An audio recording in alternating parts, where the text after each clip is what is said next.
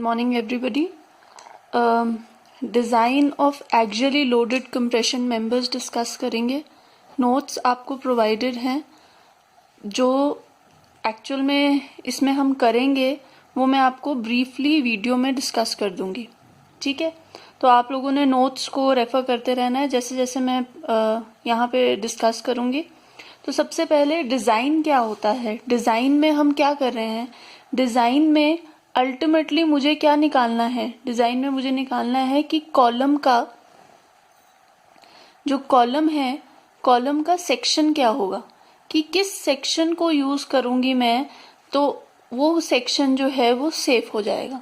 तो उसको पता करने के लिए कि कॉलम का क्या सेक्शन है, कैसे उसको आपने सेव करना है, तो ऑब्वियसली जैसे हम बाकी के डिज़ाइन के क्वेश्चंस करते हैं, हम कुछ चेक्स लगाएंगे, हम कुछ अजम्पशंस करेंगे। तो इन सब को लेके हम क्या करने वाले हैं, डिज़ाइन करने वाले, ठीक है। तो सबसे पहले देखो, ये हम ऑलरेडी डिस्कस कर चुके हैं, मतलब मैंने आपको नोट्स दे दिए हैं तो उम्मीद है आपने पढ़े होंगे।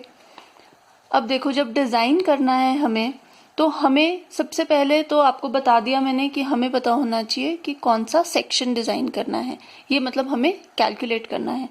तो आपको क्वेश्चन में क्या इन्फॉर्मेशन गिवन होगी, क्वेश्चन में वो आपको देगा length of the member. Length of the member मान लो कितना दे रहा है, 3 मीटर्स दे रहा है, 5 मीटर्स दे रहा है, 6 मीटर्स दे रहा है, वॉट एवर इट इज। तो वो आपको क्या दे देंगे, length of the member provided होगा। Length of the member provided है। नेक्स्ट आपको क्या प्रोवाइडेड होगी, एंड कंडीशंस। एंड कंडीशंस मतलब एंड हिंज्ड है, पिन्ड है, क्या है, तो वो भी आपको प्रोवाइड करेगा। लास्ट क्या देगा आपको, loads to be supported. Obviously अगर वो आपसे कोई डिजाइन करवा रहा है तो वो आपको बताएगा ही बताएगा कि आपको लोड कितना दिया है या किस लोड को आपके मेंबर ने सस्टेन करना है। तो ये सारी चीजें, 3 things these will be provided to you, specially length of the member and load to be supported. ये दोनों चीजें उन्होंने प्रोवाइड करी होंगी। अगर एंड कंडीशन वो प्रोवाइड नहीं करता है क्वेश्चन में, तो आप अपने हिसाब से एंड कंडीशन डिसाइड कर सकते हो। और सबसे सिंपल एंड कंडीशन होती है हिंज्ड एंड कंडीशन। दोनों साइड्स को आपने क्या कर लेना है, पिंड बना लेना है।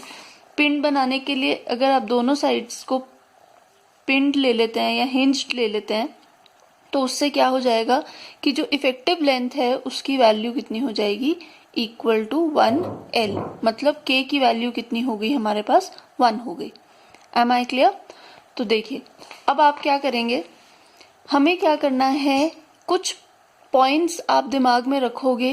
क्यों, क्योंकि जब आप डिज़ाइन कर रहे हो तो डिज़ाइन करते वक्त मुझे ध्यान रखना है कि जो रेडियस ऑफ जायरेशन है, रेडियस ऑफ जायरेशन जो है वो हमेशा क्या होना चाहिए, लार्ज होना चाहिए। और कौन सा वाला रेडियस ऑफ जायरेशन, अगर आप स्टील टेबल देखोगे तो आपके पास बहुत सारे दे रखे होते हैं। RXX दे रखा होता है, RYY दे रखा होता है, RUU दे रखा होता है, RVV दे रखा होता है एंगल के केस में। तो हम कौन सा रेडियस लेते हैं, मिनिमम रेडियस लेते हैं। RVV कौन सा रेडियस होता है, मिनिमम माइनर एक्सिस के अबाउट जो रेडियस ऑफ जायरेशन है, दैट इज RVV। तो हमने इन चारों में से या जो भी अवेलेबल ऑप्शंस हैं उनमें से हमने कौन सा लेना होता है, मिनिमम लेना होता है। तो अगर मेरे को स्ट्रेंथ इंक्रीज करनी है तो स्ट्रेंथ इंक्रीज करने के लिए मुझे क्या चाहिए, स्ट्रेंथ इंक्रीज करने के लिए जो ये मिनिमम रेडियस ऑफ जायरेशन है वो क्या होना चाहिए, ज्यादा होना चाहिए। R की वैल्यू ज्यादा होनी चाहिए। क्यों होनी चाहिए, रिलेशन सिंपल है, हमें पता है स्लेंडरनेस रेशो। स्लेंडरनेस रेशो को लैम्डा से डिनोट करते हैं। Slenderness ratio is I upon R minimum का अंडर रूट। तो अगर मेरा R मिनिमम इंक्रीज कर रहा है, अगर R मिनिमम की वैल्यू इंक्रीज कर रही है तो स्लेंडरनेस रेशो की वैल्यू क्या करेगी, डिक्रीज करेगी। स्लेंडरनेस रेशो की वैल्यू डिक्रीज कर रही है तो स्ट्रेंथ क्या कर जाएगी आपकी, इंक्रीज कर जाएगी। तो इनडायरेक्टली क्या हो रहा है कि अगर आपने स्ट्रेंथ इंक्रीज करनी है तो आपको R की वैल्यू, R मिनिमम की वैल्यू क्या करनी पड़ेगी, इंक्रीज करनी पड़ेगी। तो हम जब डिज़ाइन करने की कोशिश करते हैं तो हम डिज़ाइन में देखते हैं कि जो हम सेक्शन चूज कर रहे हैं वो सेक्शन इस तरीके से चूज किया जाए कि उसकी R मिनिमम की वैल्यू काफी ज्यादा हो। ठीक है बात। देखो अब नेक्स्ट बोलता है वो कि radius, large radius of gyration होना चाहिए, पर आप क्रॉस सेक्शनल एरिया नहीं चेंज करेंगे। ये अभी हम जब नेक्स्ट डिस्कशन करेंगे तो आपको पता चल जाएगा कि क्रॉस सेक्शन एरिया की क्या बात हो रही है।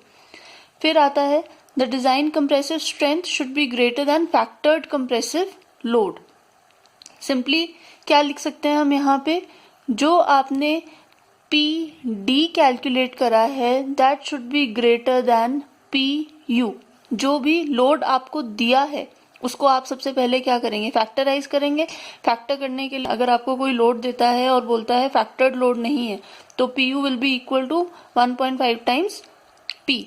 अगर डेड लोड और लाइव लोड है तो फैक्टर कितना रहेगा, टाइम्स। कोई और टाइप का लोड है तो आप फैक्टर यूज कर सकते हो कोड के अकॉर्डिंग। कंप्रेसिव स्ट्रेंथ है हमारे पास, पीडी हम कैलकुलेशन से करेंगे। तो अब देखते हैं स्टेप्स क्या हैं इसके।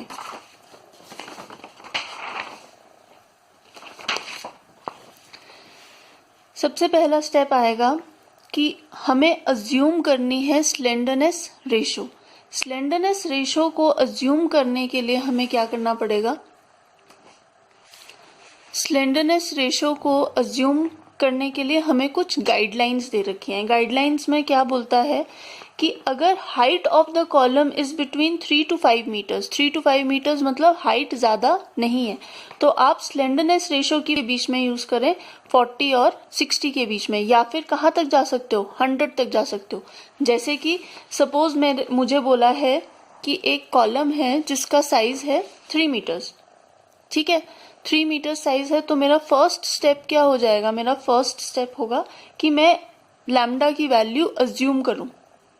लैम्डा की वैल्यू अज्यूम ऐसे रैंडमली आप अज्यूम कर लेंगे, आपको हाइट के हिसाब से आइडिया लगाना है।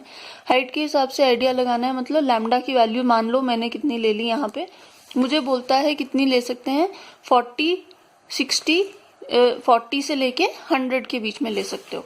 अगर 3 से 5 मीटर की लेंथ है तो मैंने अज्यूम कर ली अभी थोड़ी देर के लिए 100 मीटर्स, 100 मीटर्स नहीं सॉरी 100 वैल्यू अज्यूम कर ली लैम्डा की। अब आपने क्या करना है, अब बोलता है कि अगर जैसे जैसे हाइट इंक्रीज करती जाती है वैसे वैसे स्लेंडरनेस रेशो की वैल्यू हमें क्या करनी पड़ेगी, डिक्रीज करनी पड़ेगी। क्योंकि अगर हाइट इंक्रीज कर रही है और हम स्लेंडरनेस रेशो को डिक्रीज नहीं कर रहे तो फिर क्या होने के चांसेस हैं,